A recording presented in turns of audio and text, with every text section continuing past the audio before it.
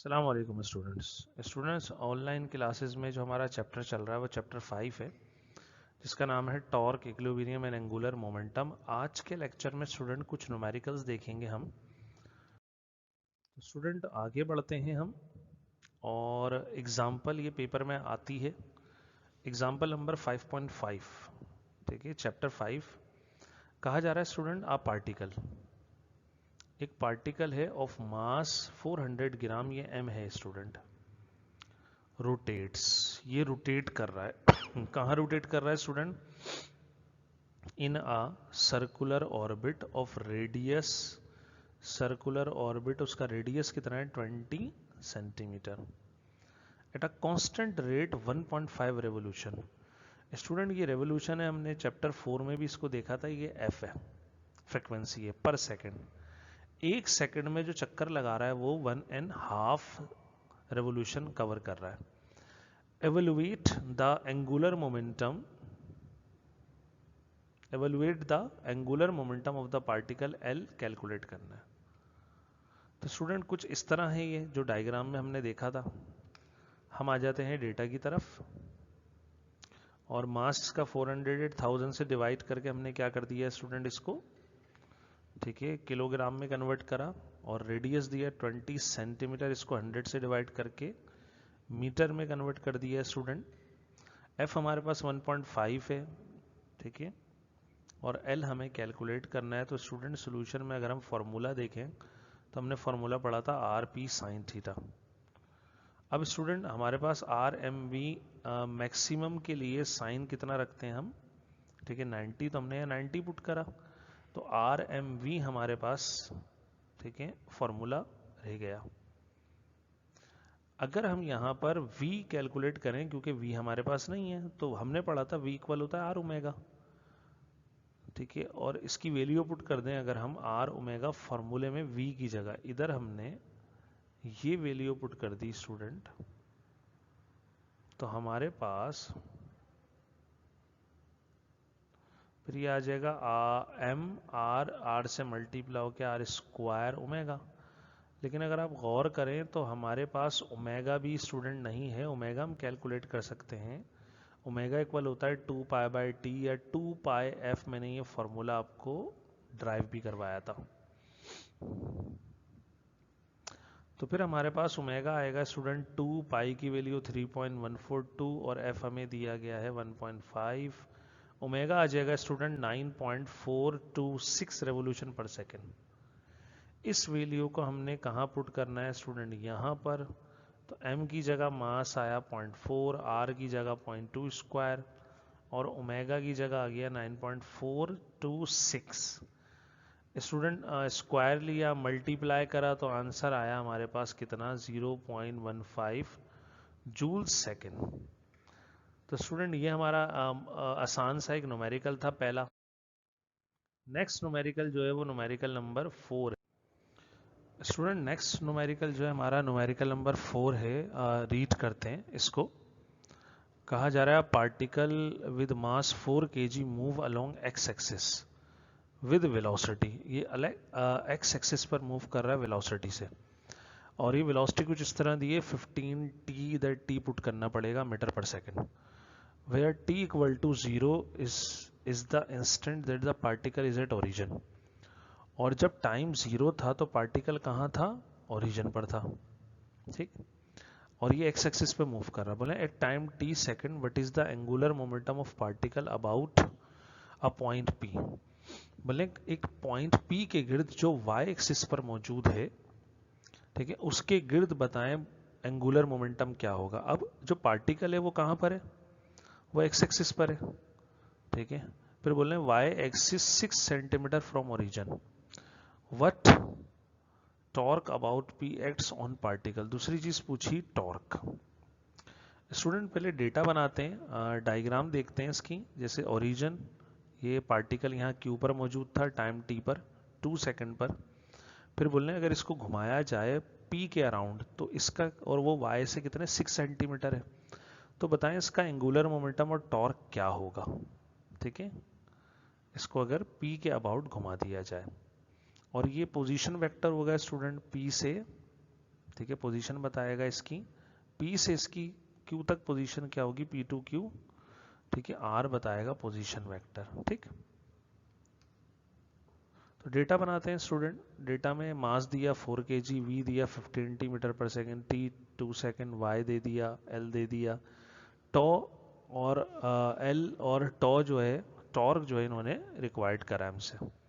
तो angular momentum हमने पढ़ा आर पी साइन थीटा होता है स्टूडेंट, लेकिन हम जानते हैं P किसके इक्वल होता है, P इक्वल होता है लीनियर मोमेंटम है तो mv, उसको हमने mv लिख दिया, R अपनी जगह पर, और V साइन थीटा और m b r sine theta अगर अरेंज करें तो ऐसे हम इसको लिख सकते हैं। फ्रॉम राइट ट्राइंगल, अगर आप गौर करें इस राइट एंगल ट्राइंगल में, तो हम साइन थीटा का फॉर्मूला लगा सकते हैं। साइन थीटा होता है स्टूडेंट परपेंडिकुलर ओवर हाइपो। ठीक, अगर ये एंगल यूज किया जाए स्टूडेंट तो ये परपेंडिकुलर है, और ये 90 एंगल के सामने ये क्या है, हाइपोटेनियस है। तो हमने इसकी जगह लिखा y परपेंडिकुलर की जगह, और हाइपोटेनियस की जगह क्या लिखा, r। ये r को यहाँ साइन से मल्टीप्लाई करा तो y बन गया r साइन थीटा। इसको हम पुट कर देंगे स्टूडेंट कहाँ पर, इक्वेशन नंबर 1 में, यहाँ ये देखिए यहाँ पर भी r साइन थीटा मौजूद है। तो ये हो जाएगा L equal to m v y, r sine theta y के बराबर है। m अब वैल्यू पुट करते हैं, हमारे पास m और v कितना है 15t। स्टूडेंट अगर t 2 सेकंड हो तो मास की जगह आ जाएगा स्टूडेंट 4, 15 अपनी जगह, टाइम 2 सेकंड, और y हमारे पास 6 है। तो हम जब ये वैल्यू पुट करेंगे 720 जूल्स पर सेकंड आएगा। इसी तरह स्टूडेंट टॉर्क का फॉर्मूला हमने एक पढ़ा था, law of conservation of angular momentum में, delta L over delta t, rate of change of angular momentum बराबर होता है टॉर्क के। अगर हम यहाँ पर वैल्यूज पुट करते हैं, डेल्टा एल 720 माइनस 0 है, ठीक है, और टाइम कितना है स्टूडेंट, डेल्टा टी है 2 माइनस 0। तो अगर हम पुट करेंगे तो आ जाएगा 720 डिवाइडेड बाय 2, तो हमारे पास जो टॉर्क आया वो 360 न्यूटन मीटर के इक्विवेलेंट होगा। स्टूडेंट नेक्स्ट न्यूमेरिकल की तरफ बढ़ते हैं। Student next numerical number 6 study करते हैं। क्या कहा जा रहा है, कहा जा रहा है लाइट रिजिड रॉड, एक लाइट रिजिड हल्की सी रॉड है, लाइट मतलब इसका वजन कम है, हल्की है, रिजिड मतलब सख्त है, 1 metre in length, rotates in x y plane. बोले इसकी लेंथ कितनी है, 1 मीटर, और ये रोटेट करती है एक्स वाई प्लेन पर। ठीक है, about a pivot through the rod centre, और पाइवोट मतलब ये लटकाई गई है जो इसके सेंटर से पास हो रहा है, मतलब एक्सिस कहां से पास हो रहा है, इसके सेंटर से। फिर बोल रहे हैं 2 particles of mass 2 kg and 3 kg are connected to its end. बोल रहे 2 पार्टिकल इसके एंड से कनेक्ट है। कैसे स्टूडेंट, देख भी लीजिए आप, कुछ इस तरह, जैसे एक रॉड है लाइट, ठीक है, 1 मीटर लेंथ है, और इसके 2 मासेस इसके एंड से कनेक्ट हैं। तो अगर 2 मासेस इसके एंड से कनेक्ट हैं, फिर कहा जा रहा है determine the angular momentum of the system about the origin. बोले जब ये सिस्टम ओरिजिन के अराउंड में घूमेगा तो इसका क्या मालूम करें, एंगुलर मोमेंटम। ठीक है, ओरिजिन कहां पर है स्टूडेंट, ओरिजिन ये है जो हमने एक्स और वाई एक्सिस बनाए। फिर बोले eight the instant the speed of each particle is, बोले हर पार्टिकल की स्पीड कितनी है, 5 मीटर्स पर सेकेंड है। मतलब ये येलो कलर की रॉड है, ठीक है, 1 मीटर लेंथ, इसके दोनों एंड पर हमने 2 मास लगा दिए। तो सेंटर से फिर इस तरफ 2 kg के मास का जो डिस्टेंस है R1 0.5, और 3 kg मास का कितना हो जाएगा 0.5, क्योंकि टोटल रॉड कितनी है ये 1 मीटर। अब एंगुलर मोमेंटम पूछा है स्टूडेंट, तो हम पहले डेटा बना लेते हैं। लेंथ ऑफ रॉड कितनी, L 1 metre, mass of first particle 2, second particle 3, और R1 कितना है 0.5 मीटर है, R2 कितना है 0.5, V हमें वेलोसिटी थी हर पार्टिकल की कितनी 5 मीटर पर सेकेंड। L1 कैलकुलेट करेंगे किसका, पहले मास का, L2 कैलकुलेट करेंगे दूसरे मास का, फिर हमें टोटल मोमेंटम, क्योंकि उन्होंने कहा सिस्टम का मोमेंटम मालूम करें, मोमेंटम ऑफ सिस्टम, तो सिस्टम इन दोनों मासेस से बन रहा है, तो पहले हम दोनों का इंडिविजुअल मोमेंटम मालूम करके फिर क्या करेंगे स्टूडेंट्स, फिर हम सिस्टम का मोमेंटम मालूम कर लेंगे। तो पहले इंडिविजुअल मोमेंटम्स पर आते हैं। सिंस फॉर फर्स्ट पार्टिकल का मोमेंटम अगर L1 है तो m1v_r1 होगा, क्योंकि क्वेश्चन होता है, फॉर्मूला होता है mv_r। अब वेलोसिटी उन्होंने बोला है कि हर पार्टिकल की सेम है, इसलिए हमने इसको क्या रखा है स्टूडेंट, v रखा है।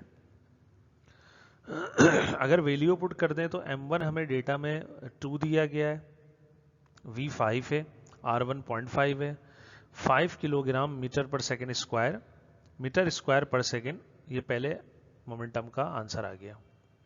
Similarly for second angular momentum, mass सिर्फ चेंज होगा, मास हो गया 3 kg, तो सेकेंड का जो आंसर आया 7.5 किलोग्राम मीटर स्क्वायर पर सेकेंड।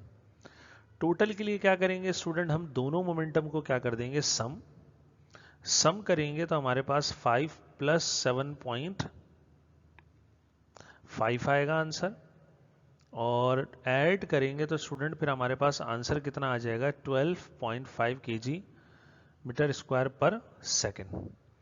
ये स्टूडेंट हमारा एक और न्यूमेरिकल था जो आसान सा सॉल्व। आगे बढ़ते हैं, न्यूमेरिकल नंबर 5 की तरफ आते हैं स्टूडेंट। कहा जा रहा है particle is located at the vector position r। बोले एक पार्टिकल स्टूडेंट लोकेट है, रखा हुआ है, जिसकी पोजीशन वेक्टर कितना है, r है। फिर बोले and a linear vector momentum, linear momentum इसका p है। The vector r and p are non zero, ये दोनों जीरो नहीं है। If the particle moves in the XY plane prove that, तो ये प्रूफ करना है। बोले अगर XY प्लेन पर मूव करें तो प्रूफ करें कि ये LX का मतलब कि जैसे हमारे पास L होता है एंगुलर मोमेंटम, इसके 3 कंपोनेंट होते हैं, एक होगा LX, एक होगा LY, एक होगा LZ, क्योंकि ये वेक्टर है। अलोंग X एक्सिस कंपोनेंट होगा, Y एक्सिस होगा और Z एक्सिस होगा। ठीक, तो पूछ रहे हैं, बोल रहे हैं LX LY जीरो है लेकिन Z जीरो नहीं है, ये प्रूफ करना है स्टूडेंट, ये सॉल्व नहीं करना, हमने क्या करना है, ये प्रूफ की तरह न्यूमेरिकल है, कर देते हैं स्टूडेंट। अगर यहां पर आप डेटा देखें, ठीक है स्टूडेंट, इसको करेक्ट कर लीजिएगा, ये डेटा है, तो डेटा में हमारे पास R कितना है, XI + YJ + Z की जर्नल फॉर्मूला होता है। इसी तरह अगर P का जर्नल फॉर्मूला बनाया जाए स्टूडेंट, तो वो होता है PXI के + PYJ के + PZK के। जब न्यूमेरिक वैल्यू होती है स्टूडेंट, तो हमने वेक्टर में पढ़ाई है एक्स वाई जेड की जगह क्या मौजूद होते हैं, नंबर्स। इसी तरह पी एक्स पी वाई ये इसके 3 कंपोनेंट हैं, किसके, हमारे पास मोमेंटम के लीनियर, तो इसके भी फिर न्यूमेरिक वैल्यू होती है यहाँ पर। अब स्टूडेंट एल के कितने कंपोनेंट होंगे, 3 होंगे, एल एक्स आई + LY J + LZ के। प्रूफ करना है LX = LY = 0 and LZ not 0। तो स्टूडेंट प्रूफ की तरफ आते हैं, सोल्यूशन की तरफ आते हैं। सिंस L होता है R × P, और अगर गौर करें आप स्टूडेंट, तो L हमारे पास LXI + LY J LZ के, हमने इनकी वैल्यू पुट की है, ये R की वैल्यू और ये P की वैल्यू। अगर इनको दोनों को स्टूडेंट क्रॉस करना है, तो हमें पता है क्रॉस होता है ये किससे, डिटर्मिनेंट से। जिसे आप याद करें, हमने चैप्टर 2 में वो क्वेश्चंस करे थे, determine unit vector perpendicular to the plane, जिससे 1 से 3 न्यूमेरिकल करवा दिए थे मैंने, तो वहां पर भी डिटर्मिनेंट का फॉर्मूला यूज किया गया था। फर्स्ट रो में स्टूडेंट IJK लिखा जाता है, सेकंड रो के अंदर जो पहला वेक्टर है जैसे R है, इसके कंपोनेंट, तो I का कंपोनेंट X है तो हमने X लिख दिया, J का कंपोनेंट Y है, हमने क्या लिख दिया, Y, और अगर आप गौर करें तो K का कंपोनेंट Z है, Z लिख दिया। इसी तरह स्टूडेंट दूसरी रो के अंदर ठीक है, सेकंड वेक्टर लिखा जाता है। सेकंड वेक्टर अगर आप देखें p, तो i का कंपोनेंट px, j का कंपोनेंट py और k का कंपोनेंट pz है। वैल्यू पुट करने के बाद स्टूडेंट हम इसको एक्सपेंड करेंगे according to given condition, since particle moves in only in x y plane, तो z और pz 0 होगा। मतलब अगर पार्टिकल x और y प्लेन पर हो तो वो कंपोनेंट तो होंगे, तो z वाले कंपोनेंट नहीं होंगे, तो हम यहाँ पर क्या पुट कर देंगे स्टूडेंट 0 0। मतलब z और pz की जगह क्या पुट करेंगे 0।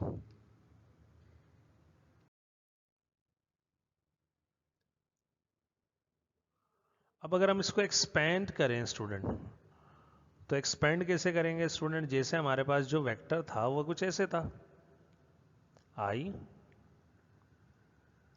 j k, z कंपोनेंट 0 हो गए थे, यहां बचा x y और यहां रह गया था px py। अब स्टूडेंट अगर इसको एक्सपेंड करने का तरीका होता, पहले i लिखें आप, ये लिख दिया हमने i, फिर j लिखें, लिख दिया j, फिर k लिखें, k लिख दिया। इन डिटर्मिनेंट्स में कैसे आती हैं वैल्यू? i देखें किस रो कॉलम में, तो स्टूडेंट i इस रो और इस कॉलम में छोड़ दें, बाकी क्या बचा ये लिख दें, ये यहां आ गया। ठीक, इसी तरह j किस रो कॉलम में, ये रो सेम है लेकिन कॉलम ये है, तो फिर बचेगा क्या स्टूडेंट? फिर बच जाएगा हमारे पास ये x y x p x 0 0, तो एक्स पी एक्स 0 0। इसी तरह के सेम रो लेकिन कॉलम अब इस बार ये वाला है, तो फिर क्या बचा हमारे पास यहां पर? अब ये बच गया हमारे पास, ये पूरी वैल्यू यहां आ गई। अब स्टूडेंट इसको सिर्फ क्रॉस मल्टीप्लाई करते हैं, मतलब इसको इससे, तो क्रॉस मल्टीप्लीकेशन में आप देखें स्टूडेंट आई अपनी जगह पर, y 0 से मल्टीप्लाई हुआ 0, y 0 से और 0 पी वाई से, फिर माइनस j, इसी तरह x 0 से और 0 पी एक्स से, फिर प्लस के x पी वाई से और माइनस y पी एक्स से। स्टूडेंट ये यहाँ पर मल्टीप्लाई होकर 0 करेगा, y 0 से मल्टीप्लाई होकर 0, पी वाई 0 से मल्टीप्लाई होकर 0, इसी तरह x मल्टीप्लाई हुआ 0 से 0 और 0 पी एक्स मल्टीप्लाई हुआ 0, लेकिन यहाँ x पी वाई और y p x as it is. इसी तरह स्टूडेंट अगर इन दोनों 0 को माइनस करेंगे 0 i, ये 0 j हो जाएगा और ब्रैकेट में बचेगा x p y minus y p x k। तो स्टूडेंट हम देख सकते हैं on equating coefficient of the rectangular unit vector i j n k of both sides को इक्वेट कर लें। जैसे यहाँ लिखा हुआ है स्टूडेंट i के साथ lx, तो यहाँ i के साथ 0 है, तो ये lx इक्वल आया 0 के। j के साथ यहाँ लिखा हुआ है ly और यहाँ लिखा हुआ है j के साथ 0, तो ये भी कितना आया 0। लेकिन k के साथ यहाँ lz है और यहाँ पर ये lz, यहाँ पर k के साथ 0 नहीं है, x पी वाई और माइनस y पी एक्स है, इसलिए हमने लिखा है ये 0 नहीं है, नॉट 0। तो ये जो क्वेश्चन था हमारा प्रूव हो गया, x और y 0 होंगे लेकिन z 0 नहीं होगा। स्टूडेंट एक चीज़ और गौर करें, जब पार्टिकल एक्स वाई प्लेन पर था तो जो एंगुलर मोमेंटम आया वो z पर आया, ये 0 नहीं है, तो इसका मतलब z एक्सिस पर है। अगर हमारा ये पार्टिकल होता yz प्लेन पर तो फिर x is not equal to 0 होता। मतलब हम इसको ऐसे भी प्रूव कर सकते हैं, अगर हमारा पार्टिकल yz प्लेन पर होता तो फिर हमारा जो एंगुलर मोमेंटम था वो x प्लेन पर होता है। इसका मतलब जिस प्लेन पर पार्टिकल होंगे r और p होंगे, ठीक है, उसकी अगली प्लेन अगले एक्सिस के ऊपर क्या होगा? एंगुलर मोमेंटम होगा। तो स्टूडेंट अब नेक्स्ट न्यूमेरिकल की तरफ बढ़ते हैं। न्यूमेरिकल नंबर 10, और ये भी बिल्कुल इसी तरह है जैसे अभी हमने न्यूमेरिकल किया है। तो स्टूडेंट इस न्यूमेरिकल को भी देखते हैं। कहा जा रहा है पार्टिकल ऑफ मास 0.3 kg, एक पार्टिकल है उसका मास कितना है 0.3 kg, moves in x y plane, दोबारा एक्स वाई प्लेन पे मूव कर रहा है, तो फिर एंगुलर मोमेंटम कहाँ होगा? z प्लेन पर होगा। At the instant its coordinates are, इसके कोऑर्डिनेट कितने हैं? 2,4 मीटर। इट्स वेलोसिटी, इसकी वेलोसिटी 3i + 4j मीटर पर second. At this instant determine the angular momentum of particle relative to the ground. बोल रहे angular momentum origin, angular momentum मालूम करें ओरिजिन से रिलेट करके। डेटा बनाते हैं स्टूडेंट, मास दिया 0.3, आर दे दिया। अब आर को हमने ऐसे क्यों लिखा है स्टूडेंट, ये ऑर्डर पेयर में पहला वाला x होता है, दूसरा वाला y होता है, तो हमने लिखा 2i + 4j, और z नहीं है तो 0k लिख दिया। इसी तरह वेलोसिटी में अगर 3i + 4j, z नहीं है तो क्या लिखा, 0 लिख दिया, जैसे इससे पहले वाले न्यूमेरिकल में हमने प्रूफ किया था। इस z एक्सिस दोनों के पास नहीं है, ये दोनों xy प्लेन पर हैं, rv या rp भी होता है, तो फिर एंगुलर मोमेंटम z पर आएगा, देखिएगा उसके आंसर के साथ k लिखा आएगा। सोल्यूशन कैसे करेंगे स्टूडेंट, वैसे ही है solution. By the definition of angular momentum हम जानते हैं L = r क्रॉस p, और p इक्वल होता है mv, तो हमने लिख दिया r क्रॉस mv, m बाहर करा, r क्रॉस v हुआ, और यहाँ फिर हमने फॉर्मूला अप्लाई कर दिया, m 0.3, r की जगह ये वैल्यू, v की जगह इसकी वैल्यू, और फिर हम इसको कैसे एक्सपेंड करेंगे स्टूडेंट, बिल्कुल वैसे ही जैसे हमने डिटर्मिनेंट से पहले किया था। फर्स्ट रॉ में मैंने बताया था स्टूडेंट क्या आता है, ijk, और 0.3 अपनी जगह पर, और फिर पहले वेक्टर की वैल्यू रखेंगे i के साथ 240, तो हमने लिखा 240, यहाँ 340 340। एक्सपेंड भी बिल्कुल ऐसे ही करेंगे स्टूडेंट, i और ये रो और column, first row first column left करा हमने, 4400 आ गया, फिर j - j सेकंड रो और फर्स्ट रो और सेकंड कॉलम हमने लेफ्ट करा, तो 2300 आया। इसी तरह स्टूडेंट k प्लस के फर्स्ट रो और थर्ड कॉलम लेफ्ट करा, तो 2344 आ गया। अब क्रॉस मल्टीप्लाई करेंगे स्टूडेंट्स, 0.3 अपनी जगह पर, i अपनी जगह पर, 40 से और 04 से मल्टीप्लाई हुआ, -j 20 से और 03 से मल्टीप्लाई हो गया, फिर प्लस के और 24 और 43 मल्टीप्लाई हुए। अब स्टूडेंट ये तो 0 हो गए जैसे पहले हुए थे, ये एंड वाली ब्रैकेट देखें, 2 4 8 और 3 4 12, ये 0 हो जाएगा स्टूडेंट। बाहर जो -3 था, 0.3 था, वो एज इट इज, और 0 अगर ना भी लिखें आप तो फिर L आएगा आपके पास, ये 0.3 मल्टीप्लाई कराया 0 0 माइनस का 1.2, तो फाइनली आपके पास क्या आ गया, एंगुलर मोमेंटम L आया माइनस का 1.2 k जूल सेकंड, ये भी इसकी यूनिट होती है। स्टूडेंट अगर आप गौर करें तो यहाँ पर मैंने कहा था आपको कि इसके साथ k आएगा क्योंकि ये z एक्सिस पर है। जब आर पी या आर वी एक्स और वाई पर हो तो फिर एंगुलर मोमेंटम कहाँ होगा, z पर होगा।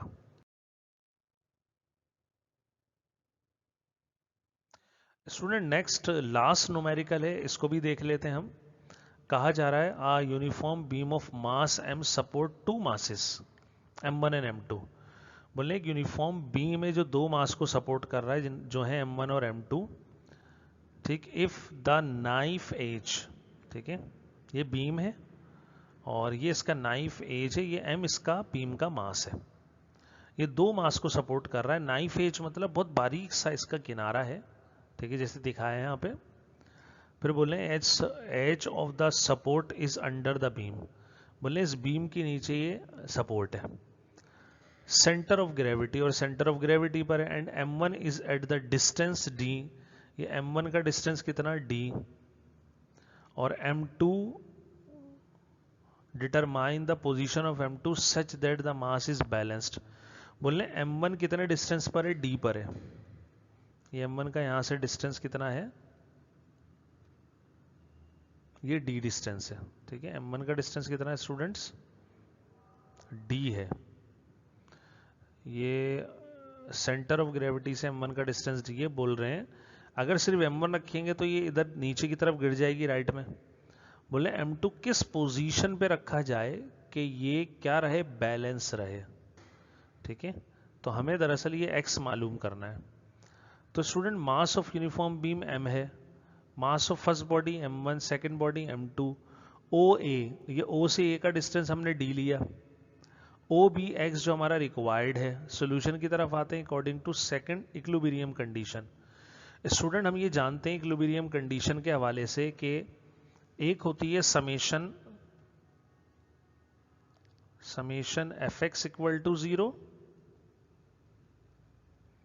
और summation F Y equal to 0, ये आपने पढ़ी होंगी स्टूडेंट्स।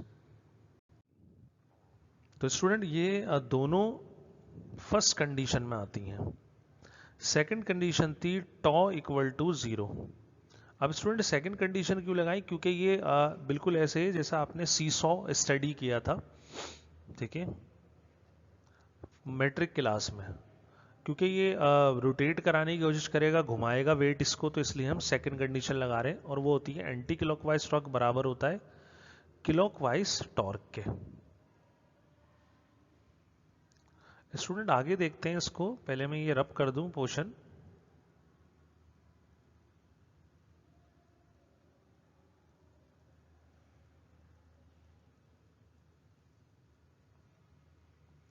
तो टॉर्क कैसे मालूम किया जाता है? टॉर्क का फॉर्मूला हमने पढ़ा था फोर्स इनटू मोमेंट आर्म।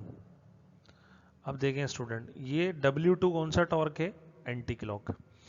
कैसे? जब ये रोटेट करवाएगा तो बीम को ये ऐसे लेकर जाएगा, तो गौर से देखिए ये एंटी क्लॉक डायरेक्शन है। और जब ये रोटेट करवाएगा तो बीम को कैसे लेकर जाएगा स्टूडेंट? ये ऐसे लेकर जाएगा। तो इस डायरेक्शन को देखें क्लॉक है, इसलिए हमने वेट 2 का एंटी क्लॉक लिया और वेट 1 का क्या लिया? क्लॉक। अब फोर्स खुद वेट है, तो फोर्स की जगह हमने क्या पुट कर दिया है स्टूडेंट्स? फोर्स की जगह W2, और इसका मोमेंट आर्म कहाँ से कहाँ तक होगा? जहाँ ये फिक्स है सेंटर से, जहाँ ये फोर्स लग रही है, ठीक है, इसका परपेंडिकुलर डिस्टेंस क्या है? OB, O से B। इसी तरह यहाँ वेट W और इसका मोमेंट आर्म क्या होगा? OA। अगर इनकी वैल्यू पुट करें,